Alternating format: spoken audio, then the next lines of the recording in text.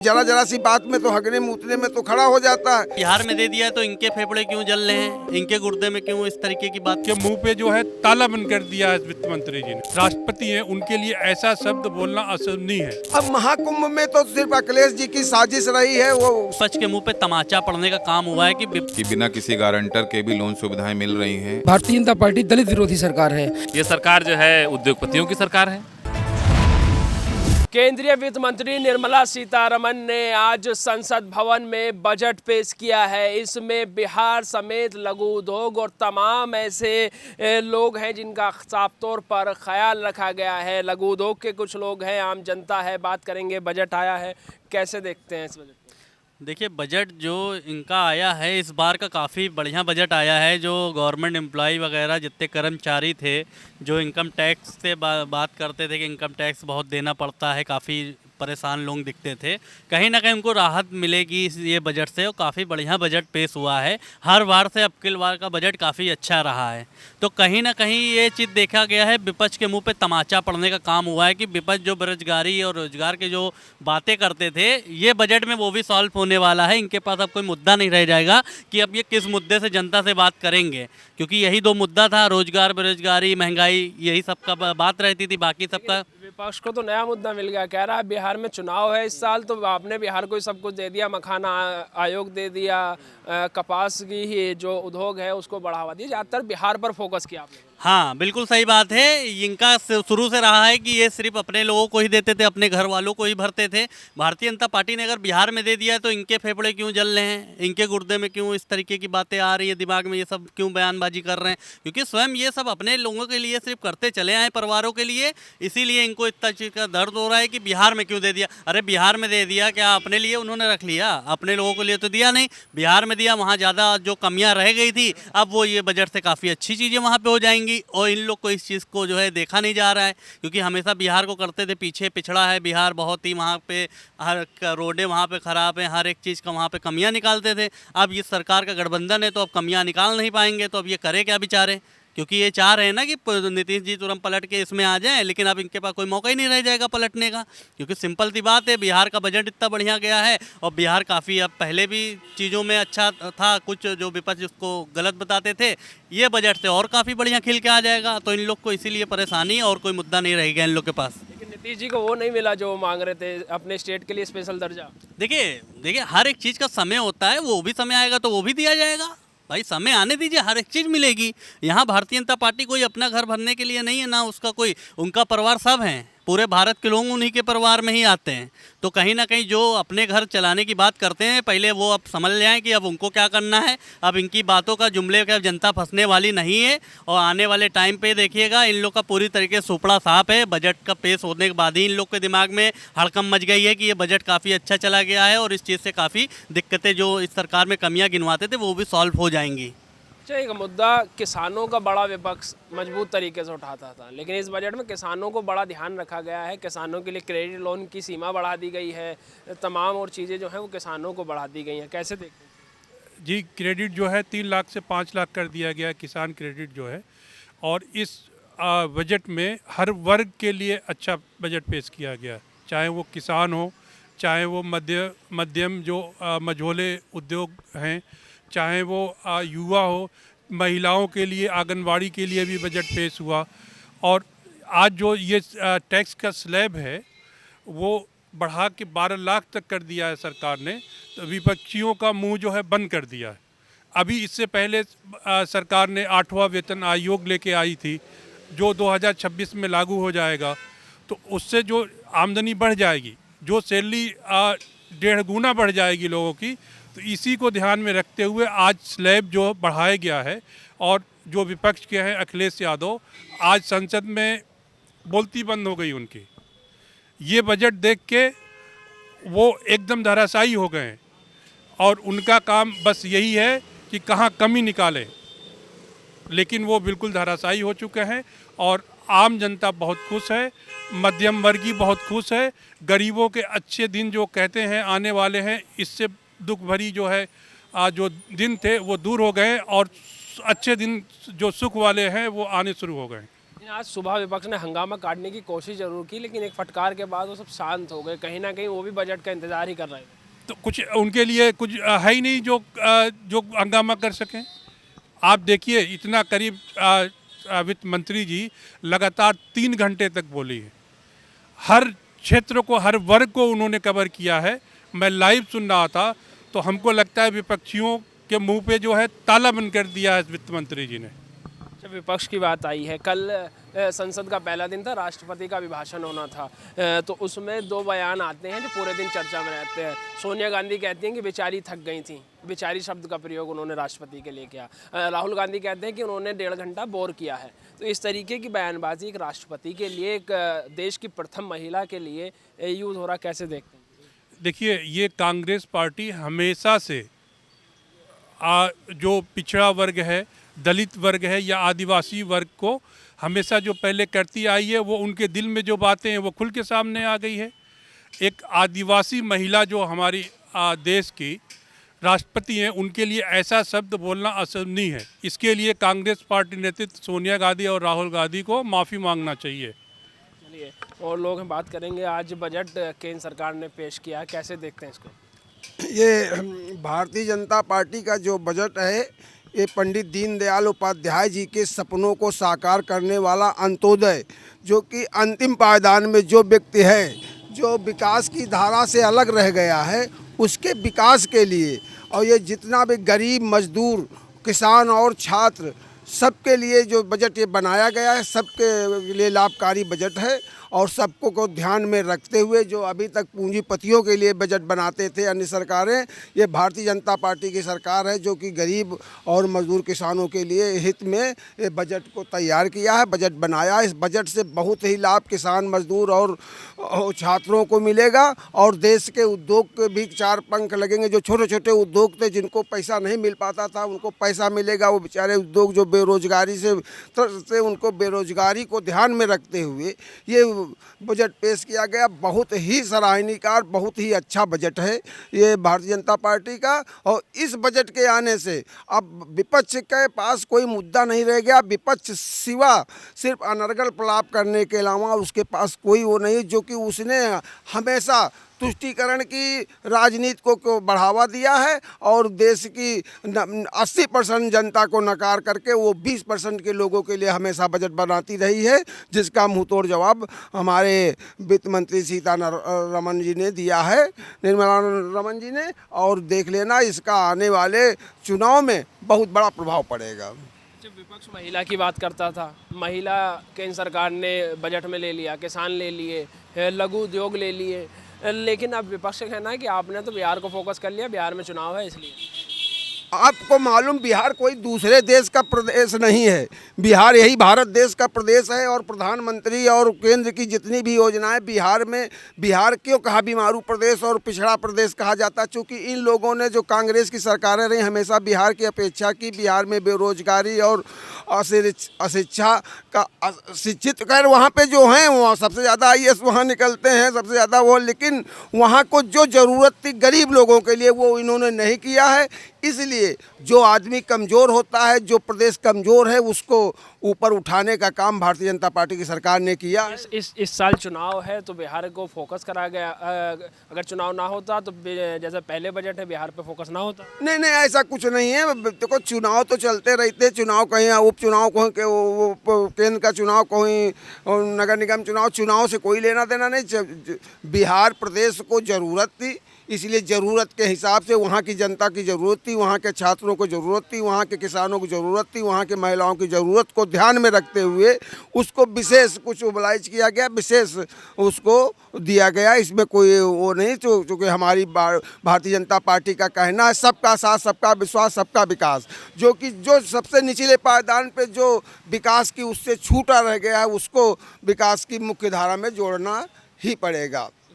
अखिलेश यादव कह रहे हैं बजट के आंकड़े आपने बता दिए, लेकिन महाकुंभ में जो मौतें हुई हैं उसके आंकड़े छुपा रहे हैं। अब महाकुंभ में तो सिर्फ अखिलेश जी की साजिश रही है। वो सपा के कुछ गुंडे जा कर के पीछे से वो भीड़ में जा कर के महाकुंभ की सफलता इनके देखे नहीं देख गई, ना कांग्रेस को ना इनको अखिलेश यादव को। और उसकी सफलता को देखने के बाद जिस दिन स्नान किए कि दूसरे दिन तीसरे दिन ये हादसा हुआ, उनके कुछ लाल टोपी वाले कार्यकर्ता थे, वो जा कर के पीछे से लोगों को उकसाया और धक्का दे करके। और आप वीडियो भी कई हैं, आप देख लीजिए। और दूध का दूध उन्होंने वो किया है, बहुत ही निरसंग काम किया है। देश नहीं, बिल्कुल होगी कार्रवाई, होगी कार्रवाई की जांच की जा रही, जांच होकर के पूरा एकदम ऐसा नहीं। चूँकि विपक्ष तो तिनके जरा सी बात में तो हगने मूतने में तो खड़ा हो जाता है, तो वो उसके पास और कोई मुद्दा बचा नहीं। इसलिए उसकी जांच होगी, जांच होने का जो भी व्यक्ति इसमें शामिल होगा उसके साथ कठोर कार्रवाई भारतीय जनता पार्टी की सरकार, योगी जी की सरकार करेगी। और हमें इसकी पुरजोर मांग भी करता हूं कि ऐसे अवांछित तत्वों को ऐसा सबक सिखाया जाए कि दोबारा ऐसी जगहों पे ऐसा कोई कृत्य न कर सके। अखिलेश यादव का बयान आया है कि आपने बजट के आंकड़े तो बता दिए, बड़े प्राउडली बता दिए, लेकिन महाकुंभ के आंकड़े आप छुपा रहे हैं। महाकुंभ में जो मौतें हो रही हैं, प्रशासन का फेलियर है, आखिर छुपा क्यों रहा?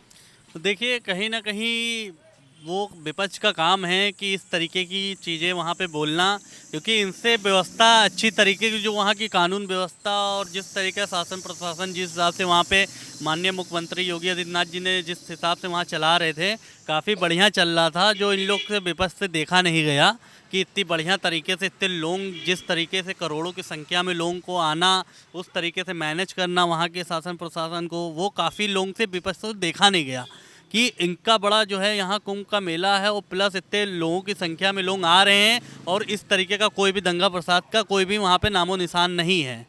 तो कहीं ना कहीं ये पूरा ही इशारा ही विपक्ष के ऊपर जा रहा है, क्योंकि इनसे अच्छी तरीके से व्यवस्था देखी नहीं जा रही थी।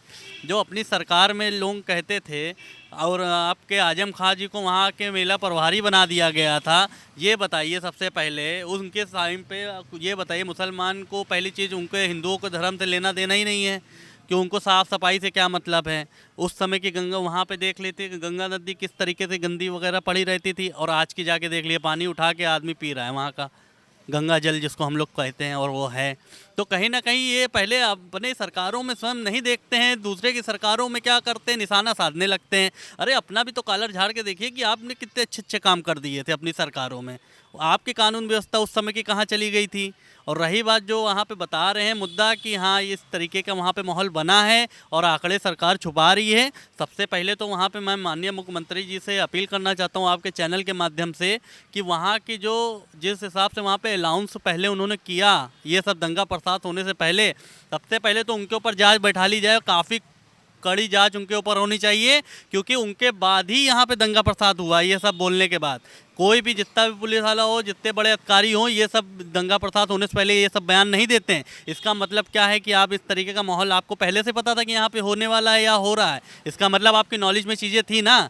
अगर आपकी नॉलेज में चीज़ें थी तो आपकी कानून व्यवस्था उस समय आप क्या कर रहे थे वहाँ पे। सबसे पहला सवाल ये उठता है। माननीय मुख्यमंत्री जी को विपक्ष को छोड़ के पहले अपने कानून व्यवस्था पे भी ध्यान देना चाहिए। जो मौके पे अधिकारी था, जो ये सब चीज़ों की अफवाहें फैला रहा था कि सोवेंगे तो खोवेंगे, तो ये सब बयानबाजी का मतलब ही क्लियर है। यहीं से पूरा क्लियर हो जा रहा है कि कानून व्यवस्था आपकी वहाँ पे उस समय माहौल किस तरीके का माहौल था। उस रात के बीच में, उसी के बीच में इन लोगों का ही पूरी तरीके से साजिश थी। इस हिसाब से वहाँ पे मुद्दा बनाए और सरकार को बदनाम करने के लिए इनको मौका चाहिए था। वो मौका था इनके कानून व्यवस्था उस समय के जो भी उनके अपने अधिकारी थे उनके ऊपर कार्रवाई करके कड़ी से कड़ी कार्रवाई करें। और माननीय मुख्यमंत्री जी जिस समय इस तरीके से बयान देते देते वो रो दिए, ऊपर वाला सब देखता है, लेकिन जब भी पता लगा ना कि इन पे विपक्ष का हाथ है तो ऐसा बुलडोजर चलाएगा, इस तरीके की जांच बैठा लेगा आपके ऊपर कि आपने जो है सपने में भी नहीं सोचा होगा। तो माननीय मुख्यमंत्री जी कहते हैं ना कि काफ़ी सस्पेंस रखने वाली चीज़ें हैं, हर एक चीज़ काफ़ी सोच समझ के करते हैं। तो जांच में जो भी गुनहगार पाया जाएगा उसको बिल्कुल कड़ी से कड़ी कार्रवाई करके उसके ऊपर जो सज़ा बनती है वो दी जाएगी।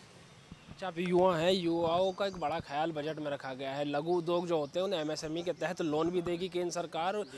जो नौकरी नहीं मिलती अब अपना बिजनेस भी वो कर सकते हैं। तो इस तरीके इस फैसले को, इस ऐलान को कैसे देखें? बिल्कुल बहुत ही बढ़िया चीज़ है और ऐसा होना भी चाहिए। देखिए इतनी जनसंख्या है, सबको नौकरी नहीं देना पॉसिबल है और रोज़गार से बढ़िया कुछ नहीं है। मैं भी एक रोज़गार कर रहा हूँ, मैं भी चाय वाला हूँ, एक चाय बना के अपना भी घर चला रहा हूँ, लड़के भी रखे हैं, उनका भी परिवार चल रहा है हमारे पास। रोज़गार से बढ़िया कुछ भी नहीं है हमारे हिसाब से। देखिए पढ़ने के लिए आपको, नौकर बनने के लिए आपको डिग्री की ज़रूरत है, मालिक बनने के लिए आपको डिग्री की ज़रूरत नहीं है।